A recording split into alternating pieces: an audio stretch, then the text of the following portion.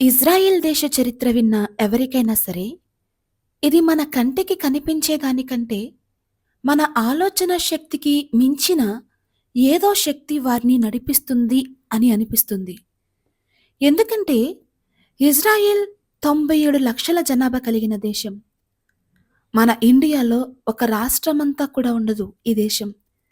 ఇంత చిన్న దేశం 1948వ సంవత్సరం మే 14న స్వతంత్ర దేశంగా ఏర్పడింది. అలా ఈ దేశం తన స్వతంత్రాన్ని ప్రకటించుకున్న కొన్ని నెలల్లోనే దాని పక్కన ఉన్న Egypt, Jordan, Iraq, Syria, Lebanon, Saudi Arabia and Iraq అనే 7 శక్తివంతమైన బలమైన దేశాలు ఇజ్రాయెల్ అనే అతి చిన్న దేశం మీద యుద్ధాన్ని ప్రకటించాయి. అప్పుడే క్రొత్తగా ఏర్పడిన దేశం. కావలసినంత వనరులు గాని, సైన్యం గాని ఇజ్రాయెల్‌కి లేదు. క్రొత్తగా ఏర్పడిన చిన్న దేశం, చుట్టూ స్థిరపడిన బలమైన ఎక్కువ జనాభా సైన్యం కలిగిన దేశాలు కావడంతో ఏ దేశం కూడా ఇజ్రాయెల్‌కి సపోర్ట్ చేయలేదు. అందరూ ఇజ్రాయెల్ ఓడిపోతుంది అనుకున్నారు. కానీ ఇజ్రాయెల్ గొప్ప విజయాన్ని సాధించింది. అప్పటి నుండి ఇప్పటి వరకు చుట్టూ ఉన్న అరబ్ దేశాలతో ఇజ్రాయెల్ యుద్ధాలు చేస్తూనే ఉంది. కానీ ఒక్కసారి కూడా ఓడిపోలేదు. ఏదో శక్తి వీరిని గెలిపించింది. ఇప్పటికీ గెలిపిస్తూనే ఉంది అని అనిపిస్తుంది కదా! ఆ శక్తి వారి దేవుడే. ఎందుకిలా అంటున్నాను అంటే, అమెరికాలోని న్యూజెర్సీ అంత ఉంటుంది ఈ చిన్న దేశం. కానీ అమెరికాకు కూడా యుద్ధ శిక్షణ ఇవ్వగలిగే స్థాయిలో ఇజ్రాయెల్ రక్షణ వ్యవస్థ ఉంది అంటే, ఇజ్రాయెల్ ఏ స్థాయిలో ఉందో అర్థం చేసుకోవచ్చు. వ్యాపార రంగంలోనూ వారికి వారే సాటి. కంప్యూటర్ రంగంలోనూ అనేకమైన ఇన్నోవేషన్స్ ఇజ్రాయెల్ శాస్త్రవేత్తల కృషి. ప్రపంచంలో అత్యంత విద్యావంతులు కలిగిన దేశంగా ఈ ఇజ్రాయెల్ ఉంది. గొప్ప గొప్ప శాస్త్రవేత్తలు, ఇంజనీర్లు నిరంతర ప్రణాళికలో ఎందుకు పనికిరాదనుకున్న ఈ ఇజ్రాయెల్ భూమిని అతి తక్కువ కాలంలోనే దేశమంతా నీటిపారుదల సౌకర్యాలు ఏర్పరచుకుని సస్యశ్యామలం చేసుకున్నారు. ఈరోజు వ్యవసాయంలో ప్రపంచమంతా వాడుతున్న అనేక అధునాతన పరికరాల్లో దాదాపు అన్ని ఇజ్రాయెల్ శాస్త్రవేత్తలు రూపొందించినవే. వినూత్నమైన వ్యవసాయ పద్ధతులు, డ్రిప్ ఇరిగేషన్ మొదలగునవి వీరి యొక్క ఆవిష్కరణలే. దీని గూఢచార సంస్థ అయిన మొసాద్ ప్రపంచంలోని అతిపెద్ద గూఢచార సంస్థలలో టాప్ 5లో ఒకటిగా నిలిచింది. ప్రపంచమే వణికిపోయే రీతిలో ఈ సంస్థ పనిచేస్తూ ఉంటుంది. ప్రపంచంలో అతి తక్కువ జనాభా కలిగిన ఇజ్రాయెల్ 1901వ సంవత్సరం నుండి 2023వ సంవత్సరం వరకు ఎక్కువగా నోబెల్ పురస్కారాలు పొందిన రిలీజియన్గా ఈ యూదులు ఉన్నారు. ప్రపంచంలో యూదులు జనాభా 0.2% మాత్రమే. కానీ 22% ఆఫ్ నోబెల్ ప్రైజెస్ని వీళ్ళు గెలిచారు. ప్రపంచంలో ఎక్కువ నోబెల్ పురస్కారాలు అంటే 40% యూదులకే దక్కాయి. 60% మిగిలిన ప్రపంచానికి దక్కాయి. ప్రపంచంలోనే తెలివైన వారుగా ఈ యూదులే ఉన్నారు. ఫర్ ఎగ్జాంపుల్, ప్రపంచంలోనే ఐరన్ డోమ్ అనే గగనతల రక్షణ వ్యవస్థ కలిగిన దేశం ఈ ఇజ్రాయెల్. ఇదంతా కేవలం మానవ జ్ఞానం, కష్టం, ప్రతిభ మాత్రమే కాదు. ఏదో ఒక అద్భుతమైన శక్తి వారిని నడిపిస్తుంది అని అనిపించక మానదు. అదే ఆ అద్భుతమైన శక్తే దేవుడు. 1948 మే 14న ఇజ్రాయెల్ దేశం ఏర్పడింది అని చెప్పాను. నిజానికి అది ఏర్పడడం కాదు, వారి దేశాన్ని వారు స్వతంత్రించుకున్నారు. ఇజ్రాయెల్ దేశం అసలు ఎప్పుడు ఏర్పడింది? ఇజ్రాయెల్ దేశం యూదులదా లేదా అరబ్ ముస్లింలదా? యూదులకు ముస్లింలకు ఉన్న గొడవలేంటి?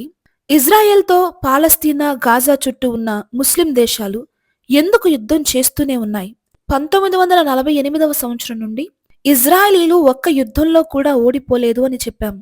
అసలు ఇజ్రాయలీలకు ఓటమి అనేది లేదా? అలాంటప్పుడు హిట్లర్ 60 లక్షల మంది యూదులను ఎలా చంపగలిగాడు? ఎందుకు చంపాడు? చుట్టూ శక్తివంతమైన అరబ్ దేశాలు ఉండగా బ్రిటన్ యూదులకు ఇజ్రాయెల్ దేశం ఏర్పాటుకు ఎందుకు ఒప్పుకుంది? 1948 వరకు యూదులు ఎక్కడ ఉన్నారు? ఎలా ఉన్నారు? ఎలా ఇజ్రాయెల్కు మళ్లీ చేరారు? యెరూషలేంలో ఉన్న పవిత్ర దేవాలయ స్థలం ఎవరిది? చుట్టూ ముస్లిం దేశాలే అయినా ఒక్క చిన్న దేశాన్ని ఇజ్రాయెల్కి వదిలివేయకుండా అరబ్స్ ఎందుకు ఇంకా యుద్ధం చేస్తూనే ఉన్నారు? ఇలా ఈ 10 విషయాల గురించి ఈ వీడియోలో తెలుసుకుందాం. వీడియో టైం పెరుగుతుంది అనుకుంటే పార్ట్ 2గా వెంటనే రెండో వీడియో అప్లోడ్ చేస్తాం. మొదటిగా ఇజ్రాయెల్ దేశం ఎలా, ఎప్పుడు ఏర్పడింది? ఇజ్రాయెల్ అనేది ఒక వ్యక్తి పేరు. క్రీస్తుకు పూర్వం 2000 సంవత్సరాల క్రితం అబ్రహాము అనే వ్యక్తి ఈ భూమి మీద జన్మించాడు. సర్వసృష్టిని సృజించిన దేవుడు అబ్రహామును పిలిచి, నీవు నీ దేశం నుండి బయలుదేరి నేను నీకు చూపించబోయే దేశానికి రమ్మని అబ్రహామును పిలిచాడు. అబ్రహాము దేవుని మాట ప్రకారం బయలుదేరాడు. అబ్రహామునే ఎందుకు పిలిచాడు అని మనకు అనిపించవచ్చు. దానికి గల కారణం అబ్రహాములో ఉన్న అర్హతలు. వాటి గురించి నెక్స్ట్ అబ్రహాము జీవిత చరిత్ర అనే వీడియోలో చూద్దాం. ఇప్పుడైతే ఈ విషయాలు ప్రస్తావిస్తే వీడియో టైం చాలా పెరుగుతుంది కాబట్టి ఇప్పుడు ఆ డీటెయిల్స్ చెప్పట్లేదు. కానీ ఒకటి, పిలవగానే సమస్తాన్ని విడిచి వచ్చే సమర్పణ గల హృదయం, లోబడే మనస్సు, చెప్పిన దేవుని మీద నమ్మకం అబ్రహాముకు ఉన్నాయి. ఇక దేవుడు అబ్రహామునకు చూపించిన దేశం కనాను దేశం. అప్పటికి అక్కడ సుమారు 10 జాతుల వారు నివసిస్తూ ఉంటారు. అయితే వారు దేవునికి వ్యతిరేకమైన చాలా పాపములు జరిగిస్తూ ఉంటారు. కనాను అనేది ఒక శ్రేష్టమైన దేశం. అక్కడ ధాన్య ద్రాక్ష రసాలు, నూనె, పాలు, తేనెలు ఆ దేశంలో పుష్కలంగా లభిస్తాయి. అనేక రకాల పండ్ల చెట్లతో, చక్కటి వర్షపాతము కలిగి, నదులు, సముద్రములు కలిగి, సారవంతమైన భూమి కలిగిన సమృద్ధిమైన శ్రేష్టమైన ఈ దేశములో తిని త్రాగి మదించి విస్తారమైన పాప కార్యకలాపాలు వారు జరిగిస్తూ ఉంటారు. ఈ సర్వసృష్టి కూడా దేవునిచే సృజింపబడినదే. ఈ సృష్టి మొత్తం ఆయనదే. ఆయన శ్రేష్టమైన భూభాగంలో అయోగ్యమైన పాపాత్ములు జీవించడం ఆ దేవునికి నచ్చలేదు. అందుకే తన మాటకు లోబడిన వారికి ఆ దేశాన్ని ఇవ్వాలి అని ఆయన అనుకున్నారు. నేను నీకు చూపించబోయే దేశానికి రమ్మని దేవుడు అబ్రహామును పిలిస్తే, అసలు ఉందో లేదో తెలియని దేశానికి, అన్నీ ఉన్న దేశాన్ని దేవుని మాట మీద నమ్మకంతో విడిచివచ్చాడు అబ్రహాము. కాబట్టి తన మాట వినేవారికి తన శ్రేష్టమైన భూభాగమును ఇవ్వడం దానిని సృజించిన వాని ఇష్టం. దేవుడు నీతిమంతుడు, పరిశుద్ధుడు గనుక పరిశుద్ధంగా నీతిగా నివసించే వారికి ఆ దేశాన్ని ఇవ్వాలి అని ఆయన అబ్రహామును పిలిచాడు. అబ్రహాము దేవుని నమ్మెను, అది అతనికి నీతిగా ఎంచబడెను అని రాయబడింది. నరకం, పరలోకం అనేవి ఉన్నాయని దేవుని మాటను నమ్మి ఆయన మాట ప్రకారంగా జీవించేవారే నీతిమంతులు. ఈ అబ్రహాముకు 100 ఏండ్ల వయసులో ఇస్సాకు అనే కుమారుడు జన్మించాడు. ఇస్సాకుకు ఏశావు, యాకోబు అనే 2 కుమారులు పుట్టారు. ఈ యాకోబు ఒక రాత్రి అంతా కన్నీటితో తనని ఆశీర్వదించమని దేవుణ్ణి బ్రతిమిలాడుకుంటే, ఆ దేవుడు అతనిని ఆశీర్వదించి అతనికి ఇజ్రాయేలు అనే పేరు పెట్టాడు. ఇప్పుడు ఒక దేశం పేరు ఇజ్రాయెల్ అంటే దేవుడు అతనిని ఎంతలా ఆశీర్వదించాడో అర్థం చేసుకోవచ్చు. ఈ ఇజ్రాయెల్కు 12 మంది కుమారులు. ఆ 12 మంది పిల్లలు 430 సంవత్సరాలు గడిచేసరికి లక్షల జనాభాగా మారారు. ఈ 12 మంది కుమారులు ఆ లక్షల జనాభా అంతా కూడా ఈ కనాను దేశాన్ని స్వాధీనం చేసుకుని దానిలో జీవించారు. ఆ దేశానికి వారి మూల పురుషుడైన ఇజ్రాయెల్ పేరు పెట్టారు. ఇక్కడ మీకు ఒక ప్రాముఖ్యమైన విషయాన్ని చెప్తాను. ఆ కనానులో ఉన్న ఆ 10 జాతుల వారిని దేవుడు వెళ్ళగొట్టింది వారి విస్తారమైన పాపములను బట్టి. కాబట్టి దేవుడు ఇజ్రాయిలీలతో కూడా ముందే చెప్తారు, మీరు వారిలాగా జీవిస్తే మిమ్ములను కూడా ఈ దేశం నుండి పంపించేస్తాను అని. కాబట్టి మీరు వారి చేసిన క్రియలు చేయకూడదు, మీరు వారిలాగా జీవించకూడదు. నేను మీకు చెప్పినట్లు నా ఆజ్ఞల ప్రకారముగా, నా మాట ప్రకారంగా మీరు జీవిస్తే మీరు ఎక్కడ నుండి ఎక్కడికి వెళ్లాల్సిన అవసరం ఉండదని, లేదంటే వారిని ఇక్కడ నుంచి పంపించేసినట్లే మీరు కూడా నా మాటను విడిచి మీరు పాపమును జరిగిస్తే మిమ్మును కూడా ఇక్కడ నుండి పంపించేస్తానని దేవుడు ఇజ్రాయేలులతో ముందుగానే చెప్తారు. అబ్రహాముకు దేవుడు మాట ఇచ్చారు, నీ సంతతి వారికి దేశాన్ని స్వాస్థ్యముగా ఇస్తాను అని. కానీ వారిని మళ్ళీ ఇక్కడ నుంచి పంపించేస్తాను అని కూడా చెప్తున్నారు. దేవుడు అన్యాయస్తుడు కాదు, ఆయనకి పక్షపాతము లేదు. వారు ఏ విధంగా దేవునికి వ్యతిరేకమైన పాపాలు జరిగించారో వీరు జరిగిస్తే వారిలాగే వీరును కూడా పంపించేస్తాను అని చెప్పారు. కానీ అబ్రహాము దేవుని మాట ప్రకారముగా సమస్తాన్ని విడిచి ఇక్కడికి వచ్చాడు కాబట్టి ఈ దేశాన్ని నీ పిల్లలకు స్వాస్థ్యంగా ఇస్తానని కూడా మాట ఇచ్చారు. ఇక్కడ మనకు తండ్రి కుమారుని ప్రేమ కనిపిస్తుంది. తన పిల్లలైన ఇజ్రాయేలీలు తన మీద తిరుగుబాటు చేసి పాపములో నిండిన వారై వారి ఇష్టానుసారంగా జీవిస్తూ దేవుని కట్టడలను ఆజ్ఞలను విడిచి తప్పుతోవ పట్టిన ప్రతిసారి దేవుడు వారిని ఓడించి వారి శత్రువులకు అప్పగించాడు. ఇది వారిలో మార్పు కోసం మాత్రమే. తండ్రి తప్పు చేసిన తన కుమారుణ్ణి శిక్షించినట్లు ఇది వారికి శిక్ష. కానీ మనం బైబిల్లో చదివినట్లయితే వారిని ఓడించి అప్పగించే ప్రతిసారి కూడా తండ్రి తన కుమారునికి బోధ చేసినట్లు మారమని, ప్రవక్తన మార్చుకోమని బ్రతిమిలాడినట్లు దేవుడు కూడా ఇజ్రాయిలీలకు మారమని, ప్రవక్తన మార్చుకోమని, పాపం విడిచిపెట్టమని, లేకపోతే కష్టాలు ఓటమి తప్పదని ఎన్నోసార్లు కాదు సంవత్సరాలు కూడా బోధించాడు, హెచ్చరించాడు. ఇర్మియా గ్రంథంలో అయితే బ్రతిమిలాడాడు, బాధపడ్డాడు.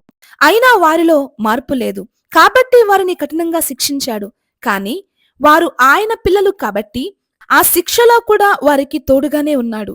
తన పిల్లలను కాపాడుకున్నాడు. వారు మారేంత వరకు ఎదురు చూసి మరలా వారిని గెలిపించి విజయోత్సవముతో గణపరిచాడు. కాబట్టి ఇజ్రాయిలీల గెలుపుకు అయినా ఓటమికి అయినా వారి ప్రవక్తనే కారణం. వారు మంచివారిలాగా ఉన్నప్పుడు గెలిచారు, పాపాత్ములుగా ఉన్నప్పుడు ఓడారు. ఇజ్రాయేలీలు కనాను దేశంను స్వతంత్రించుకున్న తరువాత ప్రాముఖ్యంగా మనకు కనిపించే విషయం ఏంటంటే వారు వారి దేవునికి వ్యతిరేకంగా పాపం చేయడం, దేవుడు వారిని వేరే రాజులకు అప్పగించడం, వారు వీరిని బహుగా బాధించడం, మళ్ళీ వారు వారి దేవుని వైపు తిరిగి తమ పాపాల్ని విడిచిపెట్టి దేవునికి ప్రార్థించడం, దేవుడు మరలా వారిని విడిపించడం.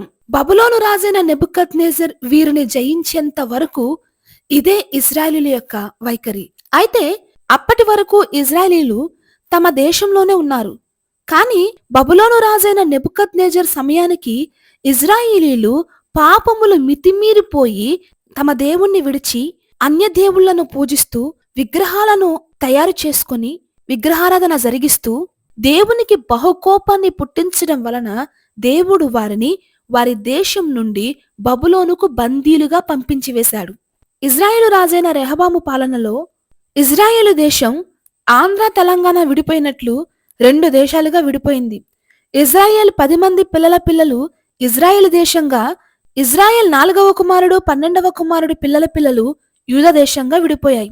ఈ డీటెయిల్స్ అన్ని నేను ఈ వీడియోలో చెప్పాను, ఒకసారి చూడండి. ఇజ్రాయెల్ దేశపు వారిని అసీరులు జయించి వారి దేశానికి తీసుకుని పోయారు. యూదా దేశాన్ని బబులోను రాజు జయించి వీరిని బబులోనికి బందీలుగా తీసుకుని పోయారు. అయినా ఈ చెరలో దేవుడు వారిని విడిచిపెట్టలేదు, కాపాడుకున్నాడు. ఇలా 70 సంవత్సరాలు వారు వారి దేశాన్ని విడిచి చెరలో ఉన్నారు. తర్వాత వారు తమ దేశమునకు వచ్చేసరికి 70 సంవత్సరాలు కాబట్టి అప్పటికే కొన్ని జాతుల వారు అక్కడ జీవించడం ప్రారంభించారు. వీరితో కొన్ని గొడవలు జరిగినా మరలా తమ దేశాన్ని వారు స్వతంత్రించుకున్నారు. ఇక అప్పటి నుండి ఇజ్రాయేలీలు దేవునికి వ్యతిరేకమైన విగ్రహారాధనకు దూరంగానే ఉన్నారని చెప్పవచ్చు. ఒకసారి క్లుప్తంగా సంవత్సరాలతో సహా చరిత్రను చూద్దాం. క్రీస్తుకు పూర్వం 2000 సంవత్సరాల క్రితం అబ్రహాము చరిత్ర ప్రారంభమైంది. క్రీస్తుకు పూర్వం 722వ సంవత్సరంలో యూదా దేశం కంటే ముందుగానే ఇజ్రాయేలీలందరినీ అష్షూరీయులు జయించి చెరపట్టుకుని తీసుకుని పోయారు. క్రీస్తుకు పూర్వం 587వ సంవత్సరంలో బబులోను రాజు యూదా ప్రాంత ప్రజలను జయించి యూదులను బబులోనికి చెరగా తీసుకువెళ్లాడు. క్రీస్తుకు పూర్వం 538వ సంవత్సరంలో పర్షియన్లు పారసిక రాజగు కోరెషు బబులోనును జయించిన 2 సంవత్సరముల తరువాత అక్కడ చెరలో ఉన్న యూదులు తమ స్వదేశానికి వెళ్ళవచ్చని, అక్కడికి వెళ్లి తమ దేవుని దేవాలయాన్ని నిర్మించుకుని అక్కడ జీవించవచ్చని వారికి అనుమతినిచ్చాడు. క్రీస్తుకు పూర్వం 535వ సంవత్సరం నందు యూదులు తమ స్వదేశానికి తిరిగి వచ్చారు. 70 ఏళ్ల తర్వాత యూదులు తమ దేశానికి తిరిగి వచ్చారు. వారితో పాటు చెదిరిపోయిన ఇజ్రాయేలీలు కూడా కొంతమంది వచ్చారు. యూదా దేశానికి వచ్చిన వారిలో యూదులే ఎక్కువగా ఉన్నారు కాబట్టి ఇక మీదట వారు ఇజ్రాయేలు యూదా అనే 2 దేశాలుగా కాకుండా అప్పటి నుండి ఒకే దేశంగా, ఒకే జాతిగా, అంటే యూదా జాతిగా, యూదా దేశంగా పిలువబడ్డారు. క్రీస్తుకు పూర్వం 516వ సంవత్సరం నందు వారి దేవుని ఆలయాన్ని పూర్తి చేసి ప్రతిష్ఠ చేశారు. ప్రజలు అక్కడ నివాసాలు ఏర్పాటు చేసుకొని పట్టణానికి చుట్టూ బలమైన ప్రాకారాలు నిర్మించుకొని అక్కడ జీవించటం ప్రారంభించారు. తరువాత క్రీస్తుకు పూర్వం 330వ సంవత్సరంలో గ్రీకుల రాజగు అలెగ్జాండర్ పరిపాలనలోనికి యూదులు వచ్చారు. క్రీస్తుకు పూర్వం 63వ సంవత్సరంలో రోమా ప్రభుత్వం చేతిలోనికి యూదులు వచ్చారు. ఈ రోమీల ప్రభుత్వములోనే యేసుక్రీస్తు ప్రభువారు ఈ లోకంలో జన్మించారు. క్రీస్తుని జన్మ, జీవితం, మరణం, పునరుద్ధానం ఇక్కడ నేను చెప్పాలి అనుకోవడం లేదు. కాని ఒకటి, ఈ రోమా ప్రభుత్వ అధికారి అయిన పిలాతు క్రీస్తును శిలువకు అప్పగించుటకు ముందు విచారణ చేసి యూదులతో అన్నమాట, ఈయన యందు ఏ దోషము నాకు కనబడలేదు, ఇతను నీతిమంతుడు, నిరపరాధి అని తీర్పు తీర్చెను. కాని యూదులు అందుకు ఒప్పుకోలేదు. కారణాలు అప్రస్తుతం. యేసును సిలువ వేయాలని కేకలు వేసి రక్షకుణ్ణి తృణీకరించారు. అప్పుడు పిలాతు, ఈ నీతిమంతుని రక్తమును గూర్చి నేను నిరపరాధిని, మీరే చూసుకోండి అని వారి ముందు చేతులు కడుక్కొని క్రీస్తును వారికి అప్పగించాడు. అప్పుడు యూదులు, ఈ రక్తము మా మీదను మా పిల్లల మీదను ఉండునుగాక అని యేసును సిలువ వేశారు. అలాగే వారికి సంభవించింది. వారి మీద ఉన్న ఆ రక్త దోషమే నీరో అనే ఒక క్రూరుడైన రోమా చక్రవర్తి చేతిలో పడేలా చేసింది. వారి దేశాన్ని నాశనం చేసింది. యూదులు లోక రక్షకుణ్ణి, తమ రక్షకుణ్ణి తృణీకరించి సిలువ వేసిన తరువాత 16 సంవత్సరాలు గతించగానే, అనగా క్రీస్తు శకం 50వ సంవత్సరంలో రోమీలపై యూదులు చేసిన తిరుగుబాటు ఫలితంగా 50,000 మంది యూదులు చనిపోయారు. క్రీస్తు శకం 66వ సంవత్సరంలో నీరో చక్రవర్తి 60,000 సైన్యముతో వెస్పేషియన్ను యెరూషలేమునకు పంపించాడు. దీని వలన 49,000 మంది యూదులు మృతి చెందారు. యూదయ శత్రువులకు లొంగిపోయింది. ఈ సమయంలో నీరో చనిపోవడం వలన వెస్పేషియన్ తిరిగి వెళ్లిపోయాడు. అందుకని యెరూషలేం అప్పుడు పూర్తిగా నాశనం కాలేదు. వెస్పేషియన్ రోమాకు చక్రవర్తి అయిన తరువాత వెంటనే యెరూషలేమును స్వాధీనం చేసుకోవడానికి తన కుమారుడైన టైటస్ను 1,00,000 సైన్యంతో పంపించాడు. క్రీస్తు శకం 70వ సంవత్సరంలో రోమా సైన్యము యూదయ కోటలను స్వాధీనం చేసుకుని వేలాది యవనస్తులను సిలువ వేసి చంపారు. ఎంతో మందిని చెట్లకు నిలువబెట్టి వారి గుండెల మీద మేకులు పెట్టి చెట్టుకు కొట్టి చంపారట. అందుకే రోమీలది క్రూరమైన పాలన అంటారు. నీరో చక్రవర్తి కూడా మనుష్యుల శరీరాలకు తారు పూసి మంట పెట్టి దివిటీల్లా వ్రేలాడదీసి ఆ వెలుగుల్లో ఫిడేలు వాయిస్తూ నాట్యం చేస్తూ ఆనందించిన ఒక క్రూరమైన రాజు. అలా 13,56,000 మంది యూదులను చంపారు. 1,00,000కు పైగా యూదులను బానిసలుగా పట్టుకుని పోయారు. యెరూషలేంలో అత్యున్నతమైన దేవాలయమును నాశనం చేయవద్దని టైటస్ చెప్పినా గాని ఒక సైనికుడు ఉగ్రుడై దేవాలయమును తగలబెట్టాడు. కనుక ఆలయం కాలి బూడిదయింది. 9 దినాలు ఆరిపోకుండా ఆలయం కాలిపోతూనే ఉందట. గోడల్లోని రాళ్ల క్రింద ఏదైనా ధననిధి దొరుకుతుందేమో అనుకుని రాయి మీద రాయి కూడా లేకుండా సైనికులు రాళ్లను దొర్లించారు. చాలా మంది యూదులను బానిసలుగా తీసుకుని అమ్మడానికి మార్కెట్లో నిలవబెట్టారు. ఐగుప్తు సొరంగాల్లో పనిచేయడానికి నియమించారు. దీనిని బట్టి చాలా మంది యూదులు తమ దేశాన్ని విడిచి పారిపోయారు. ఇంకా కొంతమంది అక్కడే ఉన్నారు. మరలా క్రీస్తు శకం 135వ సంవత్సరంలో హెట్రియన్ కైజర్ కాలములో ఆయన సైన్యం యూదులను సమూల నాశనం చేసింది. దాదాపు 5,00,000 చనిపోయారు. మిగిలిన వారందరూ దేశ దేశాలకు చెల్లాచెదురుగా పారిపోయారు. యెరూషలేంలో ఒక నూతన నగరాన్ని నిర్మించి దానిని సమీపించి యూదుని చంపివేస్తామని ఆజ్ఞాపించారు. అది మొదలు ఇజ్రాయేలీలు తమ మాతృదేశమును విడిచి దేశదిమ్మరులుగా పారిపోయారు. అలా వారు వారి దేశానికి క్రీస్తు శకం 135వ సంవత్సరంలో పూర్తిగా దూరమయ్యారు. తరువాత మళ్ళీ క్రీస్తు శకం 1948వ సంవత్సరంలో తిరిగి వారి దేశాన్ని మరలా వాళ్ళు స్వాధీనం చేసుకుని ఇజ్రాయెల్ దేశంగా ప్రకటించుకున్నారు. ఇక ఇజ్రాయెల్ దేశం ఎవరిది? ఈ దేశాన్ని నీ సంతానానికి స్వాస్థ్యంగా ఇస్తానని దేవుడు అబ్రహాముతో చెప్పారు. అబ్రహాముకు చాలా మంది సంతానం ఉన్నారు. అయినను ఈ దేశం ఇస్సాకుకు దేవునిచే వాగ్దానం చేయబడింది. ఏలయనగా అబ్రహామునకు శారా కనిన కుమారునితోనే దేవుడు తన వాగ్దాన నిబంధనను స్థిరపరుస్తానని దేవుడు అబ్రహాముతో చెప్పాడు. అబ్రహాము భార్య శారా అబ్రహాముతో పాటుగా దేవుని మాట మీద నమ్మకంతో ఆ దేశాన్ని విడిచి ప్రయాణం మొదలుపెట్టింది. కాబట్టే దేవుడు అబ్రహాముతో చెప్పారు, ఇస్సాకు వలనైనది నీ సంతానం అనబడుతుంది అని. అందుకే అబ్రహాము తన ఉపపత్నుల ద్వారా కలిగిన పిల్లలకు బహుమానములిచ్చి తాను బ్రతికుండగానే ఇస్సాకు నొద్ద నుండి వారిని తూర్పు దేశమునకు పంపించి వేశాడు. శారా దాసి అయిన హాగరు ద్వారా అబ్రహాముకు పుట్టిన కుమారుడు ఇష్మాయిల్.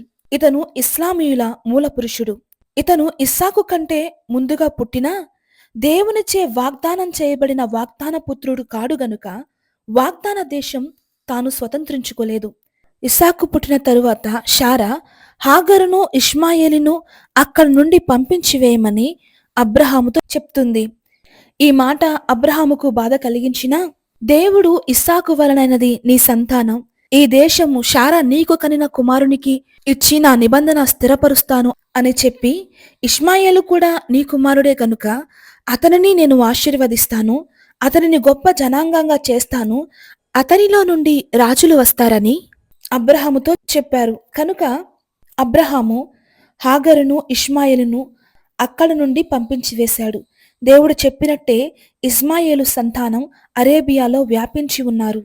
తరువాత ఇస్సాకుకు ఏశావు యాకోబు అను 2 కుమారులు జన్మించారు. అయితే ఒక పూట కూటి కోసం తన జ్యేష్ఠత్వాన్ని అమ్ముకున్న ఏశావు ఈ దేశానికి అర్హుడు కాడు. కాని పశ్చాత్తాపంతో దేవుని మీద నమ్మకంతో రాత్రంతా కన్నీరు విడిచి తన శాపం పోయి ఆశీర్వాదం కలగాలని ప్రార్థించిన యాకోబు అనగా ఇజ్రాయెల్ ఈ దేశానికి వారసుడు అని బైబిల్ చెప్తుంది. కాబట్టి ఇజ్రాయెల్ దేశం ఇజ్రాయేలులదే, మిగతా అబ్రహాము కుమారులది కాదు. అబ్రహాము కుమారులైన మిగతా వారెవరికీ ఆ దేశం చెందదని బైబిల్లో చెప్పబడింది. ఇంకా మిగిలిన విషయాలు, చుట్టూ శక్తివంతమైన అరబ్ దేశాలు ఉండగా బ్రిటన్ యూదుల పక్షాన ఇజ్రాయెల్ దేశం ఏర్పాటుకు ఎందుకు ఒప్పుకుంది? ఇజ్రాయేలులతో అరబ్బులకు ఉన్న గొడవలేంటి? ఇజ్రాయెల్తో చుట్టూ ఉన్న ముస్లిం దేశాలు ఎందుకు యుద్ధం చేస్తున్నాయి? ఇజ్రాయెల్కు అసలు ఓటమి అనేదే లేదా అనే మిగతా విషయాలను నెక్స్ట్ వీడియోలో చూద్దాం.